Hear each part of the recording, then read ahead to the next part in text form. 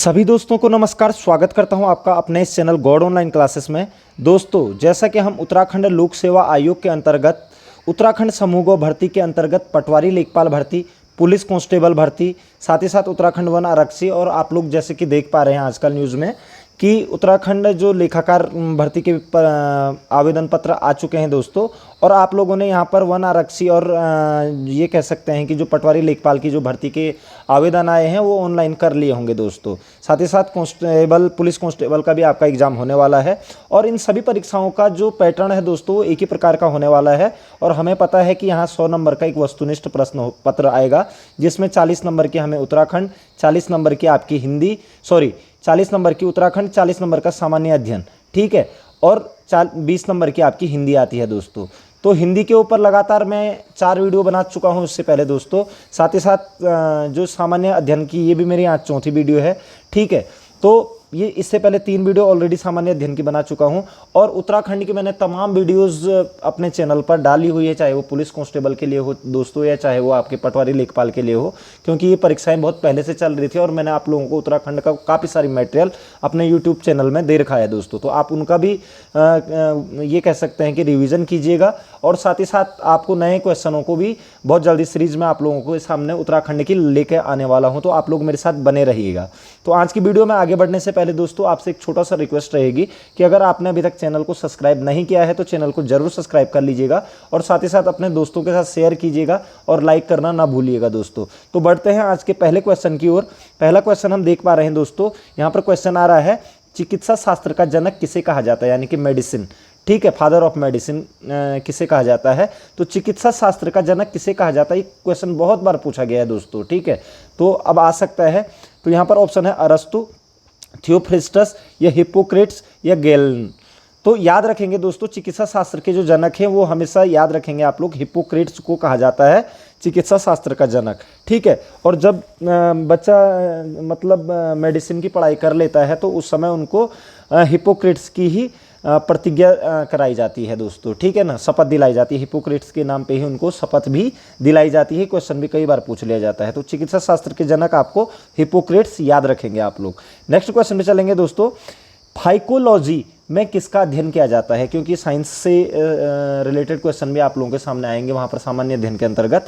तो फाइकोलॉजी में किसका अध्ययन किया जाता है, यहाँ पर ऑप्शन है शैवाल का, कवक का, पारिस्थितिकी का या विषाणु का। तो याद रखेंगे दोस्तों, फाइकोलॉजी में हमेशा किसका अध्ययन किया जाता है, शैवाल का अध्ययन किया जाता है फाइकोलॉजी में, ठीक है। या फिर क्वेश्चन इस तरीके से आ सकता है कि शैवालों के अध्ययन को क्या कहा जाता है, तो आप कहेंगे फाइकोलॉजी कहा जाता है शैवालों के अध्ययन को। और कवक के अध्ययन को माइकोलॉजी कहा जाता है दोस्तों, याद रखेंगे, कवकों के अध्ययन को माइकोलॉजी कहा जाता है, जबकि शैवालों के अध्ययन को क्या कहा जाता है, फाइकोलॉजी कहा जाता है। इंपॉर्टेंट क्वेश्चन है, आप लोग याद रख लेंगे दोस्तों, ठीक है। नेक्स्ट क्वेश्चन पे बढ़ेंगे दोस्तों, फूलों के संवर्धन के विज्ञान को क्या कहते हैं। इंपॉर्टेंट और बहुत बार पूछा जाने वाला क्वेश्चन है कि फूलों का जो संवर्धन किया जाता है उस विज्ञान को क्या कहा जाता है। तो यहाँ पर ऑप्शन है दोस्तों फिनोलॉजी, फ्लोरिकल्चर, एग्रोनॉमी या बॉटनी। तो याद रखेंगे, फूलों के जो संवर्धन के विज्ञान को कहा जाता है वो कहा जाता है दोस्तों फ्लोरिकल्चर, जहाँ पर फूलों का संवर्धन किया जाता है। फूलों का अध्ययन की बात नहीं हो रही है दोस्तों, ठीक है, फूलों के संवर्धन की बात हो रही है कि फूलों के संवर्धन के विज्ञान को क्या कहा जाता है। तो याद रखेंगे फ्लोरिकल्चर, या फिर ये भी कह सकते हैं कि फूलों की खेती को क्या कहा जाता है, तो आप कहेंगे फ्लोरिकल्चर कहते हैं दोस्तों। तो ये चीज़ भी आप लोगों को क्लियर हो चुकी होगी। नेक्स्ट क्वेश्चन पे बढ़ेंगे, डेंड्रोलॉजी का संबंध है, डेंड्रोलॉजी किसे कहा जाता है, ठीक है। तो यहाँ पर ऑप्शन है पुष्पों के अध्ययन से, वृक्षों के अध्ययन से, झाड़ियों के अध्ययन से या बी और सी दोनों। तो याद रखेंगे दोस्तों, डेंड्रोलॉजी जो कहा जाता है वो वृक्षों एवं झाड़ियों के अध्ययन को कहा जाता है। वृक्षों के अध्ययन को भी और झाड़ियों के अध्ययन को भी क्या कहा जाता है, डेंड्रोलॉजी। तो आप याद रखेंगे बी और सी दोनों इसका आंसर हो जाएगा। तो डेंड्रोलॉजी में किसका अध्ययन किया जाता है, वृक्षों और झाड़ियों का अध्ययन किया जाता है दोस्तों। आप चाहो तो नोट डाउन कर सकते हैं, इस तरीके के क्वेश्चन आप लोगों को मिलेंगे वहाँ पर एक क्वेश्चन जरूर। नेक्स्ट क्वेश्चन पे चलेंगे दोस्तों, पुष्पों का अध्ययन क्या कहलाता है। देखो, पुष्पों का संवर्धन तो फ्लोरिकल्चर कहलाता है, यानी कि पुष्पों की खेती करना या फिर पुष्पों का संवर्धन करना फ्लोरिकल्चर कहलाता है। लेकिन यहाँ पर पुष्पों का अब अध्ययन आ चुका है दोस्तों, यानी कि फूलों का जो अध्ययन होता है उसे क्या कहते हैं। यहाँ पर ऑप्शन है एंथोलॉजी, एग्रोस्टोलॉजी, फिनोलॉजी या पॉलिनोलॉजी। तो याद रखेंगे दोस्तों, पुष्पों का जो अध्ययन कहलाता है उसे कहते हैं एंथोलॉजी। क्या कहते हैं? एंथोलॉजी कहते हैं। याद रखेंगे, पुष्पों का अध्ययन कहलाता है एंथोलॉजी, ठीक है। और पुष्पों का संवर्धन कहलाता है फ्लोरिकल्चर। तो इसमें कंफ्यूजन नहीं करेंगे दोस्तों, ठीक है। नेक्स्ट क्वेश्चन पे बढ़ेंगे। पादप रोगों का सबसे उत्तरदायी कारक कौन है, यानी कि सबसे ज़्यादा पादप रोग किसके द्वारा होते हैं, ठीक है। तो यहाँ पर है ऑप्शन फफूंदी, जीवाणु, विषाणु या प्रोटोजोआ। तो याद रखना दोस्तों, जो पादपों में जो सबसे ज़्यादा जो रोग उत्पन्न होते हैं वो फंगस के कारण यानी कि फफूंदी के कारण होते हैं। तो याद रखेंगे कि पादप रोगों का सबसे उत्तरदायी कारक कौन सा होता है? फफूंदी, ठीक है। तो दोस्तों, अगर वीडियो पसंद आ रही है आप लोगों को तो ज़रूर लाइक कीजिएगा और शेयर करना ना भूलिएगा। नेक्स्ट क्वेश्चन पे चलेंगे दोस्तों। यहाँ पर टिक्का रोग किस फसल से संबंधित है, ठीक है। तो टिक्का रोग, ये क्वेश्चन भी बहुत पहले से पूछा जाता है दोस्तों और इंपॉर्टेंट क्वेश्चन है ये भी, ठीक है। तो टिक्का रोग किस फसल से संबंधित है? यहाँ पर ऑप्शन है सरसों, धान, बाजरा या मूंगफली। तो याद रखना दोस्तों, टिक्का रोग जो संबंधित है वो मूंगफली से संबंधित है, ठीक है। उसके मूंगफली पे जो पत्ते होते हैं उनमें धब्बे पड़ जाते हैं, ठीक है। तो मूंगफली का टिक्का रोग जो होता है दोस्तों वो भी फफूंद के कारण होता है, फफूंद, ठीक है। फफूंद के कारण होता है टिक्का रोग। कई बार पूछ लिया जाता है कि मूंगफली का टिक्का रोग किसके कारण होता है? तो फंगस के कारण होता है, फफूंद के कारण होता है। तो इंपॉर्टेंट क्वेश्चन है दोस्तों, ये भी आप लोग अपने माइंड में रख लेंगे। नेक्स्ट क्वेश्चन पे बढ़ेंगे। निम्नलिखित में से किसे कंप्यूटर का पितामह कहा जाता है? तो ये बहुत नॉर्मल क्वेश्चन है। Herman Hollerith, Charles Babbage, Blaise Pascal या जोसेफ जैक्यूर्ड। तो कंप्यूटर के पिता किसे कहा जाता है? चार्ल्स बेबेज को कहा जाता है दोस्तों। और इन्होंने जो कंप्यूटर का आविष्कार किया था वो किया था 1822 ईस्वी में। याद रखेंगे, 1822 ईस्वी में चार्ल्स बेबेज ने कंप्यूटर का क्या किया था? आविष्कार किया था दोस्तों, ठीक है। नेक्स्ट क्वेश्चन पे बढ़ेंगे दोस्तों, क्योंकि कंप्यूटर से रिलेटेड एक दो क्वेश्चन वहाँ पर आपके सामने मिलेंगे, तो इसलिए मैं वीडियो में उन क्वेश्चनों को भी समाहित कर रहा हूँ जो क्वेश्चन ज़्यादातर पूछे जाते हैं।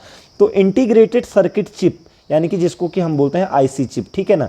तो आईसी चिप का विकास किसने किया, यानी कि आईसी चिप को किसने बनाया था, ठीक है। तो यहाँ पर ऑप्शन है सीवी रमन, रॉबर्ट नायक, जेएस किल्वी या चार्ल्स बेबेज, ठीक है।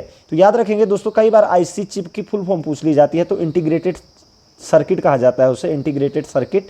तो आईसी चिप यानी कि इंटीग्रेटेड जो चिप होती है, इंटीग्रेटेड सर्किट जो होता है उसका जो विकास किया गया था वो किया था आपका जेएस किल्वी ने। उसकी इसकी जो खोज कहें या फिर आविष्कार जो किया था चिप का, वो किया था जेएस किल्वी ने, याद रखेंगे, ठीक है। नेक्स्ट क्वेश्चन पे बढ़ेंगे दोस्तों। कंप्यूटर साक्षरता दिवस कब मनाया जाता है? बहुत बार पूछा जाता है ये क्वेश्चन भी। कंप्यूटर साक्षरता दिवस तो 1 दिसंबर, 2 दिसंबर, 19 दिसंबर या 22 दिसंबर। तो याद रखेंगे दोस्तों, 1 दिसंबर को तो आपको विश्व एड्स दिवस मनाया जाता है और 2 दिसंबर को आप याद रखेंगे कंप्यूटर साक्षरता दिवस मनाया जाता है। कंप्यूटर साक्षरता दिवस 2 दिसंबर को मनाया जाता है दोस्तों, याद रखेंगे आप लोग, ठीक है। नेक्स्ट क्वेश्चन पे बढ़ेंगे दोस्तों। भारत में निर्मित प्रथम कंप्यूटर है, ठीक है। तो बहुत नॉर्मल क्वेश्चन है ये भी। भारत में निर्मित प्रथम कंप्यूटर है, पहला ऑप्शन है सिद्धार्थ, परम, मेघा या साइबर। तो याद रखेंगे दोस्तों, 1955 ईस्वी में भारत का जो पहला कंप्यूटर जो तैयार हुआ था उसका नाम था सिद्धार्थ। याद रखेंगे, भारत का पहला कंप्यूटर कौन है? सिद्धार्थ है, जिसकी स्थापना या जिसको बनाया गया था 1955 ईस्वी में दोस्तों, ठीक है। तो याद रखेंगे। नेक्स्ट क्वेश्चन पे बढ़ेंगे दोस्तों। निम्नलिखित में से कौन सा www का सही रूप है, ठीक है। तो ये कंप्यूटर से रिलेटेड है कि कंप्यूटर में www, आप जैसे ही कोई भी वेबसाइट लिखी होती है तो उसमें आगे से www होता है, ठीक है। तो www का सही रूप यानी कि फुल फॉर्म क्या है? यहाँ पर है world wide wrestling, world wide web, world wide world star, world without wrestling, ठीक है। तो www का अर्थ जो होता है वो होता है वर्ल्ड वाइड वेब होता है दोस्तों कंप्यूटर के विषय में, ठीक है। वर्ल्ड वाइड वेब होता है दोस्तों, ठीक है। और जैसे ही हम क्लिक करते हैं तो वो HTTP में क्या हो जाता है? कन्वर्ट हो जाता है दोस्तों, ठीक है।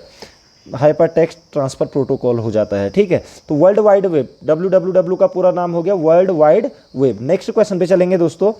अमीर खुसरो किस शासक के दरबारी कवि थे? अभी हिस्ट्री से रिलेटेड क्वेश्चन आने लग गए हैं। अमीर खुसरो किस शासक के दरबारी कवि थे? यहाँ पर है चंद्रगुप्त द्वितीय, अलाउद्दीन खिलजी, कुतुबुद्दीन ऐबक या हर्षवर्धन। तो याद रखेंगे, दिल्ली सल्तनत में थे अमीर खुसरो, ठीक है। और अमीर खुसरो को तबले का भी क्या कहा जाता है? जनक भी कहा जाता है, ठीक है। सितार तबले का जनक भी कहा जाता है। तो ये जो अमीर खुसरो थे ये अलाउद्दीन खिलजी के दरबारी थे दोस्तों, याद रखेंगे। अमीर खुसरो किसके दरबारी थे? अलाउद्दीन खिलजी के दरबारी थे। नेक्स्ट क्वेश्चन पे बढ़ेंगे दोस्तों। निम्नलिखित में से किसने स्वयं को हिंदुस्तान का तोता कहा था, या हिंदुस्तानी तोता के नाम से किसे जाना जाता है, किसने खुद को हिंदुस्तान का तोता कहा था? यहाँ पर ऑप्शन है मलिक मोहम्मद जायसी, रसखान, अमीर खुसरो या अमीर हसन। तो याद रखेंगे दोस्तों, हिंदुस्तानी तोता खुद को अमीर खुसरो ही कहा करता था अपने आप को। तो अमीर खुसरो का उपनाम हिंदुस्तान का तोता या हिंदुस्तानी तोता भी है दोस्तों, याद रखेंगे। इंपॉर्टेंट क्वेश्चन है, कई बार पूछ लिया जाता है ग्रुप सी एग्जामों में। ठीक है, नेक्स्ट क्वेश्चन पे चलेंगे दोस्तों। मुद्रा स्वयं का निर्माण करती है, यह परिभाषा किसने प्रस्तुत की? है इकोनॉमी से रिलेटेड क्वेश्चन आने लग गए हैं कि मुद्रा स्वयं का निर्माण करती है, यह परिभाषा किसने दी थी? ठीक है, यानी कि मुद्रा स्वयं का ही निर्माण खुद करती है, तो ये परिभाषा किसने दी है? मार्शल, क्राउथर, क्रोउमर या हेंसन ने? तो याद रखना, क्रोउमर ने ये परिभाषा दी है कि मुद्रा स्वयं का निर्माण करती है। क्रोउमर ने कि मुद्रा स्वयं का निर्माण करती है दोस्तों। नेक्स्ट क्वेश्चन पे बढ़ेंगे। ग्रेसम का नियम किससे संबंधित है? अर्थव्यवस्था में ग्रेसम के नियम का एक बहुत बड़ा महत्व है दोस्तों। तो ग्रेसम का नियम किससे संबंधित है? यहाँ पर ऑप्शन है उपभोग एवं मांग, आपूर्ति एवं मांग, मुद्रा के प्रचलन या घाटे की अर्थव्यवस्था। तो ग्रेसम का नियम जो है दोस्तों बहुत विश्वविख्यात नियम है और वो है मुद्रा के प्रचलन से। इन्होंने कहा था कि जो अच्छी मुद्रा बुरी मुद्रा को प्रचलन से बाहर कर देती है, अच्छी मुद्रा बुरी मुद्रा को प्रचलन से बाहर कर देती है। यही मुद्रा का प्रचलन का सिद्धांत है, ग्रेसम का नियम है मुद्रा के प्रचलन का सिद्धांत, याद रखेंगे दोस्तों। ठीक है, नेक्स्ट क्वेश्चन पे बढ़ेंगे दोस्तों। हवाला क्या है? हवाला शब्द सुना होगा आपने। ठीक है, हवाला क्या है?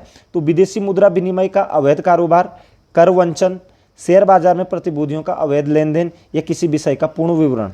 तो याद रखना दोस्तों, हवाला जो होता है वो विदेशी मुद्रा विनिमय का अवैध कारोबार होता है दोस्तों। आपने कई पिक्चरों में सुना होगा कि हवाला का पैसा है, ठीक है, या कई बार जेल भी होती है, कई लोगों को हवाला का पैसा रखा रहता है उन्होंने, यानी कि जो विदेशी मुद्रा को छुपाया रहता है उन्होंने, या फिर ये कह सकते हैं कि जो विदेशी मुद्रा का जो विनिमय का वो अवैध कारोबार करते हैं उसे ही हम क्या कहते हैं? हवाला कहते हैं। तो विदेशी मुद्रा विनिमय का अवैध कारोबार हवाला कहलाता है दोस्तों।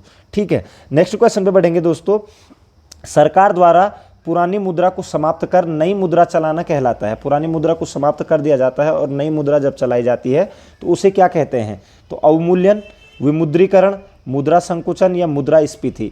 तो याद रखेंगे दोस्तों, जब नई मुद्रा पुरानी मुद्रा को समाप्त कर नई मुद्रा चलाई जाती है उसे कहा जाता है विमुद्रीकरण। ठीक है, याद रखेंगे क्या कहा जाता है उसको? विमुद्रीकरण कहा जाता है दोस्तों। तो याद रखेंगे, सरकार द्वारा पुरानी मुद्रा को समाप्त कर नई मुद्रा चलाना विमुद्रीकरण कहलाता है। नेक्स्ट क्वेश्चन पे बढ़ेंगे दोस्तों। निम्नलिखित में से किस बैंक में कोई व्यक्ति अपना खाता नहीं खोल सकता है? कौन सा ऐसा बैंक है जिसमें कोई भी व्यक्ति अपना खाता नहीं खोल सकता है? तो यहाँ पर ऑप्शन है शहरी सहकारी बैंक, क्षेत्रीय ग्रामीण बैंक, भारतीय रिजर्व बैंक या अनुसूचित व्यापारिक बैंक। ठीक है, तो याद रखेंगे दोस्तों, जो भारतीय रिजर्व बैंक है इसमें कोई भी व्यक्ति खाता नहीं खोल सकता है, क्योंकि जो भारतीय रिजर्व बैंक होता है वो बैंकों का बैंक या फिर सरकार के बैंकर्स के रूप में काम करता है। ठीक है, भारत में मुद्रा का प्रचलन और उसकी विनिमय को का काम करता है। ठीक है, भारतीय रिजर्व बैंक। तो भारतीय रिजर्व बैंक में कोई भी व्यक्ति ऐसे खाता नहीं खोल सकता है। खाता खोलने के लिए अन्य बैंक है, सहकारी बैंक होगी, क्षेत्रीय ग्रामीण बैंक होगी या अनुसूचित व्यापारिक बैंक जैसे SBI, यूको बैंक, इस तरीके के बैंक में आप खाता खोल सकते हैं। तो भारतीय रिजर्व बैंक में हम खाता नहीं खोल सकते हैं। और आपको पता है भारतीय रिजर्व बैंक की स्थापना 1935 ईस्वी में हुई थी दोस्तों। ठीक है, नेक्स्ट क्वेश्चन पे चलेंगे दोस्तों। हीराकुंड बांध किस राज्य में स्थित है? बहुत इंपॉर्टेंट क्वेश्चन है और आता है दोस्तों कई बार। ठीक है, तो हीराकुंड बांध किस नदी पर है? आपको पता है हीराकुंड बांध महानदी पर है दोस्तों। ठीक है, महानदी पर। ठीक है, और किस राज्य में है? तो यहाँ पर ऑप्शन है उड़ीसा, झारखंड, उत्तराखंड या पश्चिम बंगाल। तो हीराकुंड बांध है आपका दोस्तों उड़ीसा में। ठीक है, उड़ीसा में महानदी पर बना हुआ है हीराकुंड बांध दोस्तों, याद रखेंगे। नेक्स्ट क्वेश्चन पे चलेंगे दोस्तों। गांधी सागर, जवाहर सागर तथा राणा प्रताप सागर बांध किस नदी पर निर्मित हैं? तो यहाँ पर ऑप्शन है नर्मदा, तापी, चंबल या कृष्णा। तो गांधी सागर, जवाहर सागर और राणा प्रताप सागर बांध ये जो हैं स्थित हैं, ये चंबल नदी पर स्थित हैं दोस्तों। ठीक है, जिसमें कि गांधी सागर तो आपका ये कह सकते हैं कि मध्य प्रदेश में है, जबकि जवाहर सागर और प्रताप सागर, राणा प्रताप सागर ये राजस्थान में है। ठीक है, तो हैं चंबल नदी पर ही। ठीक है, तो चंबल नदी पर है गांधी सागर, जवाहर सागर और राणा प्रताप सागर। ठीक है, नेक्स्ट क्वेश्चन पे बढ़ेंगे। कपिलधारा जलप्रपात किस नदी पर स्थित है? इंपॉर्टेंट क्वेश्चन है। कपिल जलधारा या फिर कपिलधारा प्रपात ताप्ती नदी पर, सारावती नदी पर, नर्मदा नदी पर या इंद्रावती नदी पर। ठीक है, तो अमरकंटक की पहाड़ियों से निकलती है नर्मदा नदी और नर्मदा नदी पर ही ये कपिलधारा जलप्रपात है दोस्तों, नर्मदा नदी पर ही कपिलधारा जलप्रपात है मध्य प्रदेश में, एमपी में। ठीक है, तो याद रखेंगे कपिलधारा जलप्रपात है आपका नर्मदा नदी पे मध्य प्रदेश में दोस्तों। ठीक है, नेक्स्ट क्वेश्चन पे बढ़ेंगे। हुंडरू जलप्रपात निर्मित है। ठीक है, हुंडरू जलप्रपात कहाँ किस नदी पर स्थित है? ऑप्शन है स्वर्णरेखा नदी पर, कावेरी नदी पर, इंद्रावती नदी पर या नर्मदा नदी पर। तो याद रखेंगे दोस्तों ये हुंडरू जलप्रपात एशिया का सबसे बड़ा जलप्रपात है। ठीक है, तो हुंडरू जलप्रपात निर्मित है स्वर्णरेखा नदी पर, कावेरी नदी पर, इंद्रावती नदी पर या नर्मदा नदी पर। तो इसका आंसर हो जाएगा स्वर्णरेखा नदी पर, झारखंड में दोस्तों। ठीक है, झारखंड में स्थित है दोस्तों ये हुंडरू जलप्रपात। नेक्स्ट क्वेश्चन पे बढ़ेंगे दोस्तों। निम्नलिखित में से कौन सुमेलित नहीं है? ठीक है, जो सुमेलित नहीं है उसको आपने आंसर बनाना है। तो शिव समुद्रम प्रपात कावेरी नदी पर, बिल्कुल सही है। धुआंधार प्रपात नर्मदा नदी पर, ये भी बिल्कुल सही है। सहस्त्रधारा प्रपात बाल्दी, ये भी बिल्कुल सही है। गरसोपा प्रपात कावेरी, ये गलत है दोस्तों। गरसोपा यानी कि जो गांधी प्रपात है, महात्मा गांधी के नाम से भी इसे जाना जाता है, भारत का सबसे ऊंचा जलप्रपात है गरसोपा जलप्रपात। ये आपका शरावती नदी पर है दोस्तों, शरावती नदी पर, कर्नाटक में। ठीक है, तो गरसोपा ये वाला आपका कावेरी नदी गलत हो गया, जबकि गरसोपा प्रपात किस पर है? शरावती नदी पर है, कर्नाटक में दोस्तों। तो ये आपका क्या बन जाएगा यहाँ पर? अभी आंसर बन जाएगा दोस्तों। नेक्स्ट क्वेश्चन पे चलेंगे। निम्नलिखित में से कौन सा युग्म सुमेलित नहीं है? ठीक है, तो कौन सा युग्म सुमेलित नहीं है? यहाँ पर फिर से जोग जलप्रपात यानी कि जोग या गरसोपा एक ही बात है, कर्नाटक में है, बिल्कुल सही है दोस्तों। पापनासम हिमाचल प्रदेश, ये गलत है दोस्तों। पापनासम हिमाचल प्रदेश में नहीं है। धुआंधार मध्य प्रदेश में है और हुंडरू जलप्रपात झारखंड में है, ये बिल्कुल सही है। पापनासम दोस्तों आपका तमिलनाडु में है। पापनासम जो जलप्रपात है वो तमिलनाडु में स्थित है, तमिलनाडु, याद रखेंगे। ठीक है, तो सुमेलित नहीं है, उसी को आपने आंसर बनाना है। तो ये आपका क्या हो जाएगा? आंसर हो जाएगा दोस्तों। तो पूछ लिया जाए आपसे कि पापनासम को किस राज्य में है, तो आप कहेंगे तमिलनाडु में। बाकी जोग जलप्रपात कर्नाटक, धुआंधार जलप्रपात मध्य प्रदेश में नर्मदा नदी पर ही है, और हुंडरू जलप्रपात आपका स्वर्णरेखा नदी झारखंड में स्थित है दोस्तों। नेक्स्ट क्वेश्चन पे बढ़ेंगे दोस्तों। राष्ट्रीय पर्यावरण शोध संस्थान नेरी कहाँ स्थित है? ठीक है, तो राष्ट्रीय पर्यावरण शोध संस्थान कहाँ स्थित है? यहाँ पर ऑप्शन है भोपाल, नागपुर, देहरादून या जोधपुर। तो याद रखेंगे 1958 ईस्वी में, ठीक है, राष्ट्रीय पर्यावरण शोध संस्थान की स्थापना की गई थी नागपुर में दोस्तों। ठीक है, तो राष्ट्रीय पर्यावरण शोध संस्थान कहाँ पर स्थित है? नागपुर में। और इसकी स्थापना कब की गई थी? 1958 ईस्वी में की गई थी दोस्तों। कई बार पूछ लिया जाता है ये क्वेश्चन भी। नेक्स्ट क्वेश्चन पे बढ़ेंगे दोस्तों।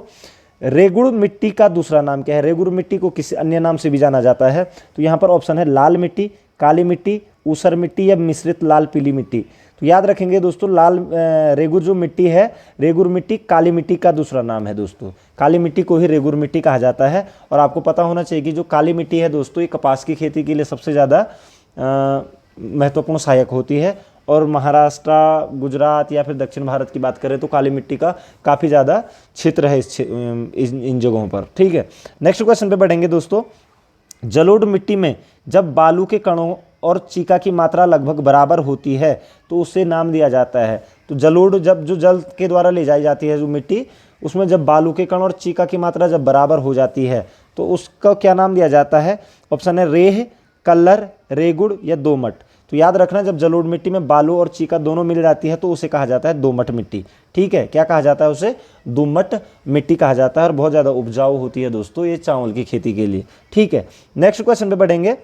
निम्न में से कौन सी मिट्टी प्रायद्वीपीय भारत में अधिकतम क्षेत्र पर विस्तृत है? यानी कि प्रायद्वीपीय भारत यानी कि जो गुजरात से लेकर नीचे तमिलनाडु, केरल तक। ठीक है, और ये वाला पोर्शन भारत का नहीं। तो प्रायद्वीपीय भारत में सबसे ज़्यादा अधिक क्षेत्र में कौन सी मिट्टी का विस्तार है? ऑप्शन है काली मिट्टी, लेटेराइट मिट्टी, लाल मिट्टी या जलोढ़ मिट्टी। तो इसका आंसर हो जाएगा दोस्तों काली मिट्टी। याद रखेंगे, जिस काली मिट्टी को हम रेगुड़ मिट्टी भी कहते हैं दोस्तों। नेक्स्ट क्वेश्चन पे बढ़ेंगे। दुधवा राष्ट्रीय उद्यान कहाँ स्थित है? तो दोस्तों आपको पता होना चाहिए कि जो दुधवा राष्ट्रीय उद्यान है, यहाँ पर ऑप्शन है मध्य प्रदेश, उत्तर प्रदेश, तमिलनाडु या उड़ीसा। तो दुधवा जो राष्ट्रीय उद्यान है दोस्तों वो आपका स्थित है उत्तर प्रदेश में। याद रखेंगे, उत्तर प्रदेश में। कई बार पूछ लिया जाता है, ये क्वेश्चन भी इंपॉर्टेंट क्वेश्चन है। तो काफ़ी इंपॉर्टेंट क्वेश्चनों की सीरीज में आपको इस वीडियो में लाया था दोस्तों। आशा करता हूं कि आपको पसंद आई होंगी और आप मेरे चैनल को जरूर सब्सक्राइब करेंगे और बेल आइकन को भी जरूर दबा लेंगे दोस्तों। अपने दोस्तों के साथ भी शेयर कीजिएगा दोस्तों, क्योंकि काफ़ी मेहनत करने के बाद मैं आप लोगों के सामने क्वेश्चन लेके आता हूँ। ठीक है, तो ये चीज़ का थोड़ा सा आप भी ध्यान रखिएगा, क्योंकि काफ़ी टाइम लगता है क्वेश्चन बनाने में, उसके बाद आप लोगों के सामने डिस्कस करने में। तो ये चीज़ का ज़रूर आप भी ध्यान रखेंगे। आप चैनल को ज़्यादा से ज़्यादा शेयर करेंगे, अपने दोस्तों के साथ भी करेंगे, ठीक है। और आप लोगों का साथ यूँ ही बना रहे, इन्हीं शुभकामनाओं के साथ मिलते हैं अगली वीडियो में। जय हिंद, जय भारत, जय उत्तराखंड।